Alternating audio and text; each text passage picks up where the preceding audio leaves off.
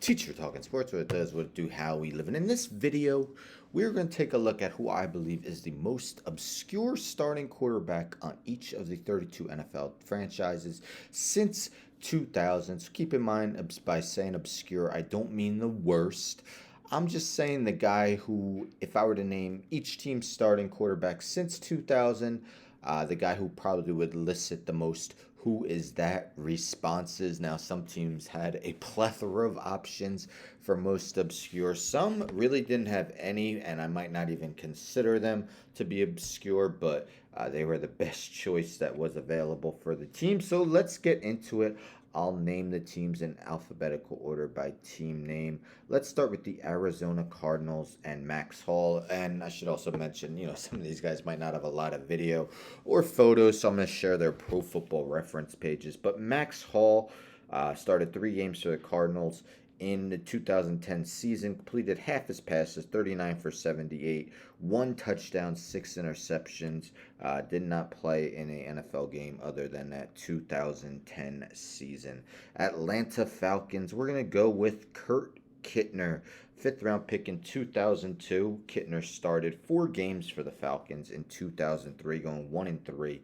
Went a miserable 44 of 114, 38.6 completion percentage, 2 touchdowns, 6 interceptions. Ravens, who did not have a lot of choices, so I'm going to go with Anthony Brown, who did start a game this season. So if you're a big fan of football this season, you probably know him. But again, not many choices. Brown went undrafted out of Oregon. 22 of 49, 0 touchdowns, 2 interceptions last season. Buffalo Bills, Jeff Toole. Toole started 1 game for the Bills in 2013. 2 games total that year. 26 of 59, 44.1 completion percentage, 1 touchdown, 3 interceptions. Didn't play in another NFL game. Apparently his nickname was Tool Time. Shout out Tim the Tool Man Taylor. Carolina Panthers, let's go with Matt Lytle. Lytle went to Pitt, started 1 game for the Panthers in 2001. Threw 1 touchdown that season, 3 interceptions, 133 yards on 30 attempts. Chicago Bears, let's go with Henry Burris. Now, Henry Burris actually a Canadian Football League legend, but if you don't follow the CFL, you probably won't know about Henry Burris. Burris started 1 game for the Bears in 2002. In that season, 18 of 51, 35.3 completion percentage, 3 touchdowns, 5 interceptions. Never played in any other NFL games any other season. Cincinnati Bengals, let's go with Ryan Finley. Team that really didn't have a lot of options. Maybe you think like a Jeff Driscoll, but he started for a few teams. So I went Finley, who started 3 games for the Bengals in 2019, 1 in 2020, 1-3 as a starter. 48.7 completion percentage, 3 touchdowns, 4 interceptions. Cleveland Browns, Jarius Jackson, Cincinnati Bengals. No, wait.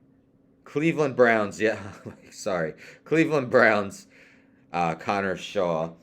I got ahead of myself. Connor Shaw started 1 game for the Cleveland Browns in 2014, 14 of 28, 0 touchdowns, 1 interception. His only career NFL game. Let's go with the Dallas Cowboys. Clint Sterner. Sterner started 2 games in his NFL career. The 2 starts both came in the 2001 season with Dallas. For his career, 4 touchdowns, 5 interceptions. Here's the guy I prematurely stated, Jarius Jackson, Denver Broncos, 7th-round pick in 2000. Jackson started 1 game for the Broncos. For his career, just 11 of 22 with 1 interception. Detroit Lions, Stoney Case. Started 1 game for the Lions in 2000, and he won that game. But for his career, did have 6 starts, but 4 touchdowns, 15 interceptions. Green Bay Packers. Let's go with Scott Tolzien. Uh, many of those starts were Brett Favre or Aaron Rodgers. Not many other quarterbacks to choose from, but Tolzien started 2 games for the Packers in 2013. 1 touchdown, 5 interceptions for him that season. Houston Texans, Dave Ragone out of Louisville. Ragone started 2 games for the Texans in 2003. Went 20 of 40 with no touchdowns and 1 interception. Indianapolis Colts, hey, the only repeat on here, Scott Tolzien again. Tolzien started 1 game for the Colts in 2016, 1 game for the Colts in 2017. With the Colts, went 32 of 55. Didn't win either of his starts. 1 touchdown, 4 interceptions. Jacksonville Jaguars, Jake Luton, a 6th-round pick in 2020. Luton started 3 games for the Jaguars in that 2020 season. Went 0-3, 2 touchdowns, 6 interceptions. Kansas City Chiefs, Tyler Palko, out of Pitt. Palko started 4 games for the Chiefs in 2011, going 1-3 with 2 touchdowns and 7 interceptions. Las Vegas Raiders. Not a lot of choices. I mean, I know Jamarcus Russell wasn't good, but he's not obscure, as most people know him as one of the league's biggest draft busts. But anyhow, Andrew Walter, he actually started 8 games for the Raiders in 2006 and 1 in 2008, 2-7 as a starter.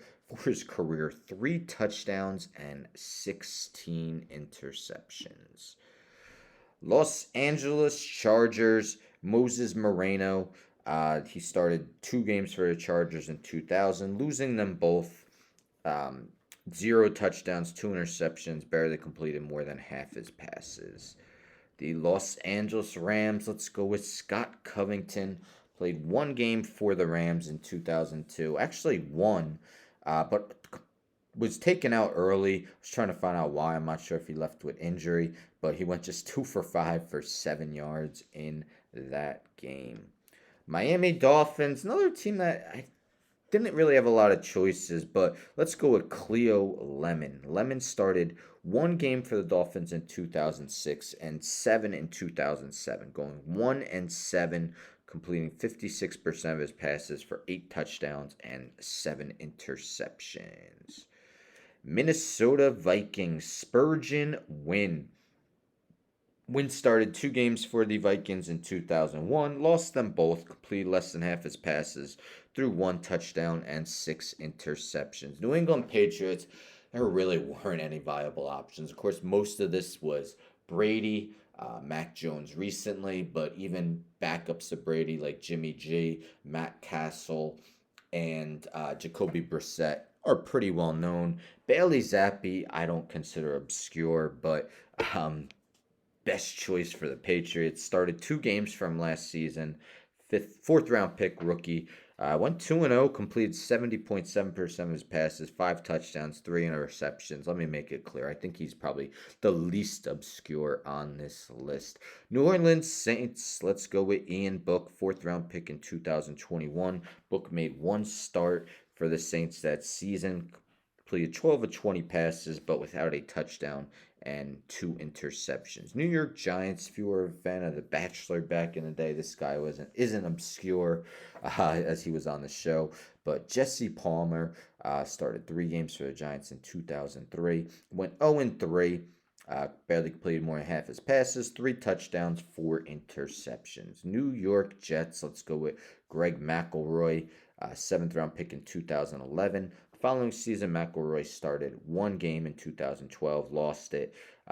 1 touchdown, 1 interception. Philadelphia Eagles, he's not obscure to me because I'm a Rutgers grad. Are you rah-rah, woo-rah, woo-rah, Rutgers rah. But Mike McMahon, who previously started some games for the Lions, started 7 games for the Eagles in 2005. Completed less than half his passes, 5 touchdowns, 8 interceptions, but he was a good runner. Let's go with the Pittsburgh Steelers. We're going to go with Dennis Dixon. Dixon started 2 games with the Steelers in 2010 and won them both. Wasn't asked to throw the ball a lot. And he actually made one start with the Steelers in 2009, lost that. With the Steelers in his career, 59.3 completion percentage, one touchdown, two interceptions. Let's go with the San Francisco 49ers. Cody Pickett. Cody Pickett started 2 games for the Niners in 2005. Lost them both 14-35. No touchdowns, two interceptions. Seattle, I almost said Supersonics. Seattle Seahawks. Brock Hurd. Damon Hurd, his brother, probably had a better career, started more games. But Brock started 4 games for the Seahawks in 2000. Lost all 4 of them. Did throw 3 touchdowns and 2 interceptions that year. Another brother, Luke McCown. His brother Josh played a really long time. But Luke McCown started 3 games for Tampa Bay in 2007. Went 1-2. 67.6 completion percentage, 5 touchdowns, 3 interceptions. Not bad. Buccaneers, another team that was hard to pick. Maybe you could have went Bruce Gradkowski for them, although he did make a pretty decent amount of starts. Rusty Smith, Tennessee Titans, 6th-round pick in 2010. Smith started 1 game for the Titans in 2010. 20 for 40, 0 touchdowns, 4 interceptions. And the Washington Commanders, let's end with them. Garrett Gilbert. He actually started 1 game with Dallas in 2020, but also made 1 start Washington 2021. Lost that start. 20 of 31, 194 yards, no touchdowns, no interceptions. So there you have it. In my opinion, each team's most obscure starting quarterback since 2000. How many of those guys did you know? How many guys did you either forget or don't recall ever hearing of? I actually do have a series called Forgotten Athlete Friday where I take a look at former professional athletes. Might become more and more forgotten as years have gone by. Some of these guys definitely can be included on that on future episodes. But anyhow, don't forget to subscribe. Tell a friend to tell a friend to tell a friend to subscribe. Like the video, share the video, hit the bell for notifications. I'm out.